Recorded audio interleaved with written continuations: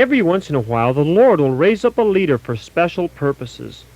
The exciting thing is we never know who it will be. It could be a man or a woman. It could be a boy or a girl. It could even be you listening to this tape right now. To think that you could be God's special instrument for a future great work. There's one thing I've learned for sure. God begins the work when the person He wants to anoint is still young. The other day, Marilyn, my wife, and I and our 2 children, Noelle and Amy, were out for a little hike. We came across a place where the rainwater had made a little puddle. But then over a period of time, the sun came up and it dried the puddle out and left the puddle all cracked up in a puzzled look. Our children thought it looked funny to see the earth all cracked up in pieces like a puzzle. And Noelle even stooped down and picked up one of the pieces of the hardened earth and removed it from the ground. Marilyn said something interesting that I thought you might like to hear, which will relate to this story. She said that the same sun will dry out and crack the ground is the same sun that will melt butter. God's Son, Jesus, wants to melt your heart, and if you let Him, you will be blessed. If you don't, your heart will become cracked up and hard. To get a better understanding of the American Revolution, which will be covered in Volume 3, we need to study the life of a special leader that God raised up that had a heart like butter, which God used to mold. Can you guess his name? If you guessed George Washington, you guessed right. George Washington was born for greatness, but that greatness started through his parents and a willing heart. George had to learn all the lessons that you've had to learn, and he passed each one with a good grade. As a boy of 10 to 12 years of age, he would rise early about 5:30 a.m. to do the plantation chores. Let's think of some of them. Feed the chickens, milk the cows, feed the livestock. Here's one that he did that probably you do too. How about the dogs and cats? And maybe he even had a goldfish. Best of all, he liked to take care of his horse.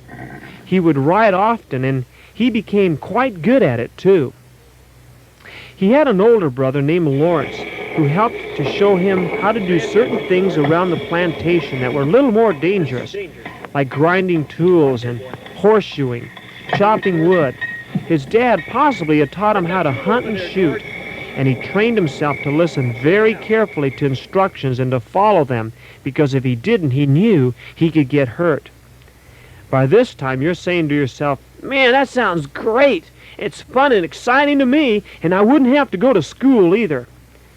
George didn't go to school like you do, because in those days there weren't too many schools around.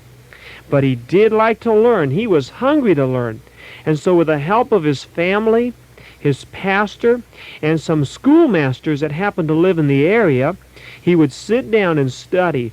He learned to read and write and spell and do arithmetic, and best of all, he learned to think and plan things out in his mind.